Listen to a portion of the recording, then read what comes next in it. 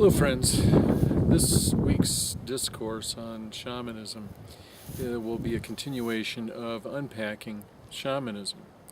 Our goal in unpacking shamanism is to be able to distinguish between naive shamanism or superficial shamanism and mature shamanism.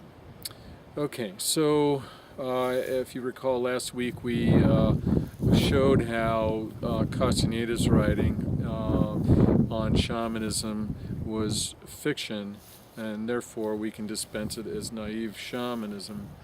And one of his central premises was the consumption of psychoactive substances, mostly psychedelics, for the purpose of having a religious experience or shamanic experience of the spiritual or spirit domain or spiritual world.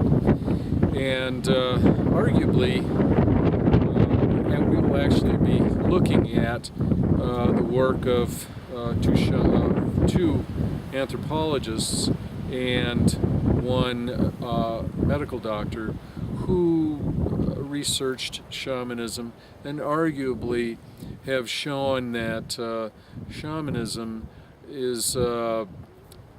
does have a component of taking psychoactive substances to stimulate a religious experience. And I would actually call that a pseudo or synthetic religious experience versus the kind of religious experience that a contemplative would have. And so, for instance, let's look at Dr. Andy Weil. I believe it was his first book, The Natural Mind, where he showed how most, if not all, cultures have historically or prehistorically developed various psychoactive substances as part of their ritual behavior. So, and as an archaeologist and an anthropologist, I have to agree that most cultures, especially pre-Western cultures, certainly developed herbal formulas for stimulating spiritual or religious experiences, and they also, almost every society had some kind of fermentation process. For instance, the classical period Greeks were fermenting wine, and in fact most of the Mediterranean cultures were fermenting grapes into wine, and they were using wine consumption for their religious ceremonies. And in fact, if you read classical literature, it was believed that the consumption of alcohol to the point of vomiting was actually good for our health. So then we go on to, let's say, the southwestern native population of the United States, and we see various kinds of fermentation practices that they engaged in before contact with Western culture. And most notably, that would be fermentation of corn into alcohol, and also the fermentation of various fruits. There were even wild grapes growing, and they were in fact fermented into wine. And and various cactus fruit were also commonly fermented into wine.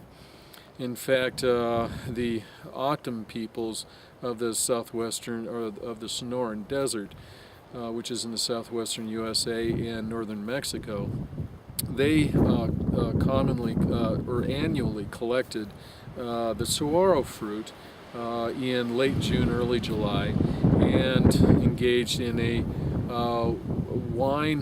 three-day wine celebration that was intended to bring on rain. And it was also a fertility ritual in which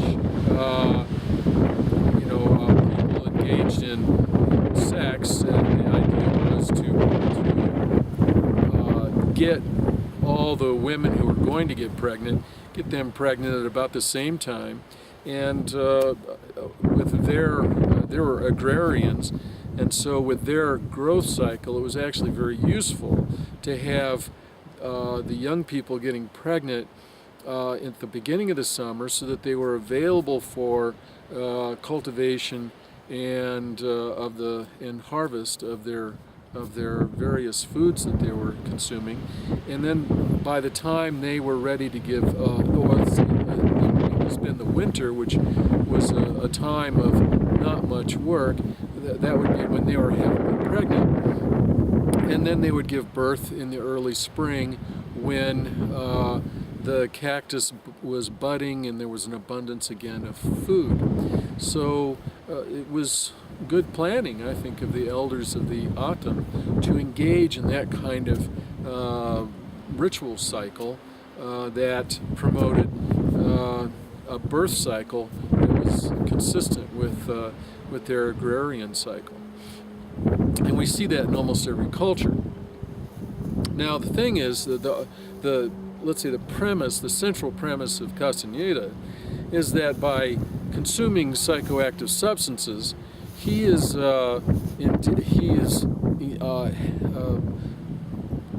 developing himself as a sorcerer or a mystic, and so by consuming more psychedelic substances such as peyote, psilocybin mushroom, and Jimson weed, that he furthers himself as a sorcerer, and he gets to a place where he can do fantastic things like fly through the air. Okay, well, early on in my pursuit of shamanism, and as a teenager, I explored psychedelic experiences. And in fact, it was the psychedelic experiences that I believe stimulated my interest in the religious experience and in the contemplative life. In my experience of psychedelics as a youth, the most frustrating thing for me was after the trip was over, I was back to myself. I didn't find the psychedelic experience a genuinely transformative experience. So I would agree that the psychedelic experience may stimulate a religious experience, because the religious experiences do parallel these psychedelic experiences. The problem is the person who's taking psychedelics rarely comes to the experience with the maturity of a contemplative, unless that individual is already a contemplative. And they come away with that experience without that experience penetrating deeply into their psyche so that it becomes a transformative experience. In fact, in the 40 years of my research, I have met a fair number of people who consider themselves shaman, who engaged in psychedelic consumption on a regular basis and led others in the psychedelic experience, and yet most of those individuals never really penetrated through their neuroses and their addictive behaviors. Of those who did, in most cases, they were also contemplatives. And if they were contemplatives, they were generally not consuming psychedelics on a consistent or habitual basis. So we can, at this point, then dispense with psychedelics as or the presence of drug-stimulated pseudo-spiritual experiences as an authentic or mature form of shamanism. It would instead represent a superficial form of shamanism. And in fact, I'm going to propose a hypothesis here that the presence of drugs is inversely proportional to the authenticity of the shaman or mystic. So we can say that the more drugs we see in an individual's life, the less likely they're going to be a genuine mystic or a genuine shaman, and they're most likely not going to be engaged in a contemplative life. So thank you, friends, and have a great week.